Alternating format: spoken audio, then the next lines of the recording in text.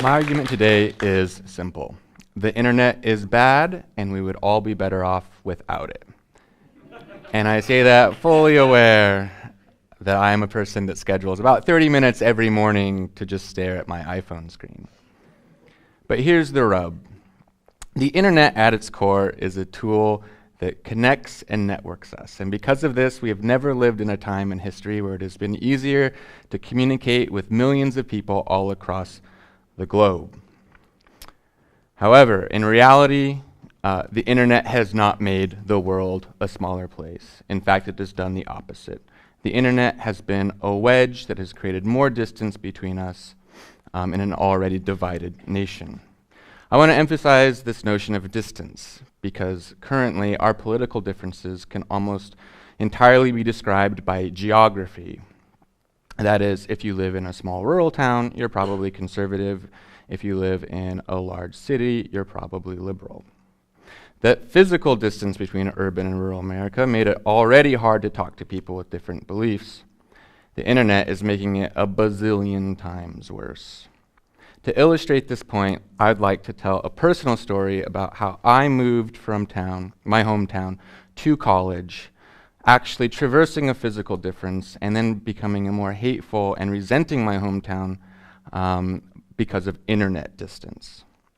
So I grew up in Winnemucca, Nevada, a small town with a long name and an even longer history of voting Republican. And as someone who is and has always been someone who's leaned to the left politically, this has never really been an issue.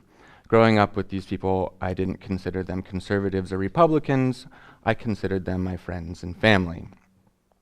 So in 2009, yes, I'm older, I moved from Winnemucca to McMinnville to go to school at Linfield College. Now, McMinnville is by no means a large city, but because of Portland's liberal glow and a generally left-leaning campus, I was now hanging around people with similar political persuasions, or as what my grandma would say at Thanksgiving that year, being radicalized. And as time went on, I started staying here more and going home less, and I began to grow apart from the people that I grew up with, and Winnemucca just became another small town hundreds of miles away. Or it would have been if it had not been for the internet. You see, I was still connected to Winnemucca through the internet and social media, and unfortunately this was the worst possible platform and worst lens because I knew them through reductive Facebook memes about politics. It was around this time that a sort of hatred had set in. And I don't use that word lightly, because at the time, I did hate them. I was ashamed to be from there, and I did not want to associate myself with that town because I viewed them to be a place of evil people. And I forgot my thing. But let me show you why I found it so easy at the time to have these feelings toward the people in my hometown. We're going to take a nice jaunt back to 2012 during the presidential election. This lovely image graced my Facebook feed. Not a couple months later, also in 2012, the Sandy Hook Elementary shooting happened in December. Within a day, I saw this on there. And then 3 years later, 2015, in the run-up to the Supreme Court's decision on same-sex marriage, this guy was there as well. I know what you might be thinking. What kind of hateful, vile, disgusting person could post these things? And here's where I have to tell you that my grandma is actually a very sweet lady, if not just a little rough around the edges. And that's really the problem. You see these things, and that's all you know about my grandmother. The internet is making us see the worst parts of each other. You could go outside and not see Winnemucca from here, shockingly. It's about 400 miles away.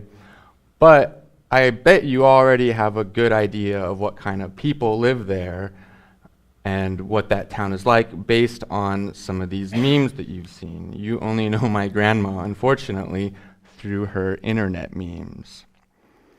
By the way, she really is nice. Now, you might also be saying, this isn't the internet's fault. You know, the internet's not making you hate your grandmother or hometown. It's them, the people. It's the classic gun control debate or argument. Guns don't kill people, people kill people. The internet doesn't say awful things, people say awful things.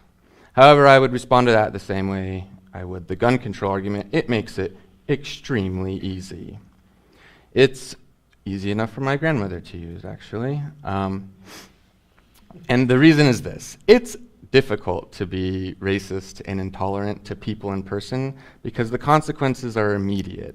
You're going to get pushback when you say something offensive from a person, and that's hard felt if that person is someone you like and respect.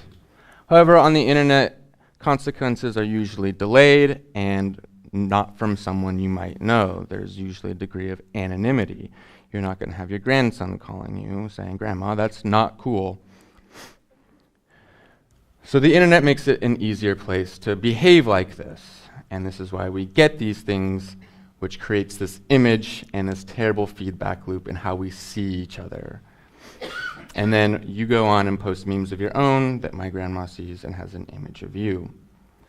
So for those reasons, I would like to implore everyone not to just go out and unplug their internet, but engage with a smaller town. We're lucky to be living in one right now, like McMinnville. The people are great, and we'll all learn something from each other.